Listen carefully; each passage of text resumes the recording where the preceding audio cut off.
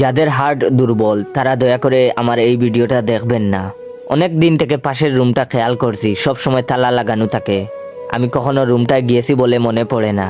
আম্মুকে জিজ্ঞেস করলাম, আম্মু ওই রুমটাতে কি আছে?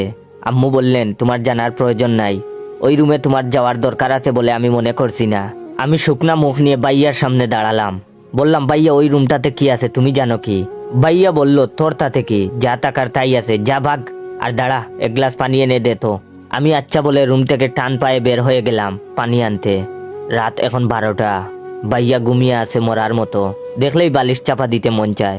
আমার চোখে ঘুম নেই, মাথায় একটা কথা ঘুরপাক খাচ্ছে, যে করেই হোক ওই রুমে যেতেই হবে, দেখতেই হবে কি আছে। বিছানায় ঘন্টা খানেক গড়াগড়ি করে উঠে গেলাম ভাইয়ার পাশ থেকে।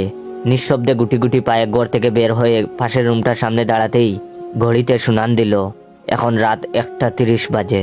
উফ, এই ঘড়িটা 8 ঘন্টার পর পর কি যে শুরু করেছে। ঘড়িটা চেঞ্জ করতে হবে আম্মুকে বলে সিটকানি খুলে দরজা ধাক্কা দিতেই ক্যা এচ আওয়াজ করে দরজাটা খুলে গেল। আর তখনই মাথার উপর দিয়ে কিছু একটা উড়ে গেল। খেয়াল করে দেখে বুঝতে পারলাম বাদুড় ছিল এগুলো। এই ঘরে বাদুড় আসলো কিভাবে? আর এত মাকড়সার জাল। কতদিন এই ঘরে কেউ আসে না বুঝতে পারছি না। চারপাশে অন্ধকার, মাঝে মাঝে দূরে দুই একটা কুকুর ডেকে ওঠে। রাতটাকে আরো ভয়ানক করে তুলছে।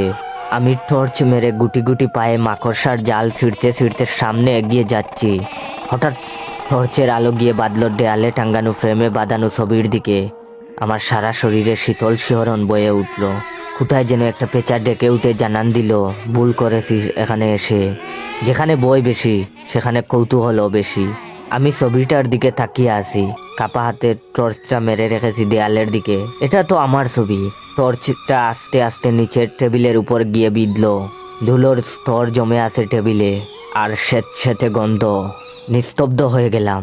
মুখ থেকে একটা শব্দ বের হবার জোর নেই। হাত কাঁপতে শুরু হলো আমার।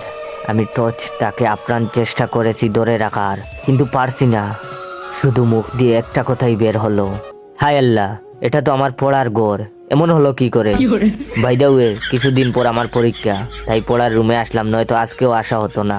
চাইলে আপনার বন্ধুদেরকেও শেয়ার করে এভাবে বই দেখিয়ে হাসাতে পারেন। ধন্যবাদ।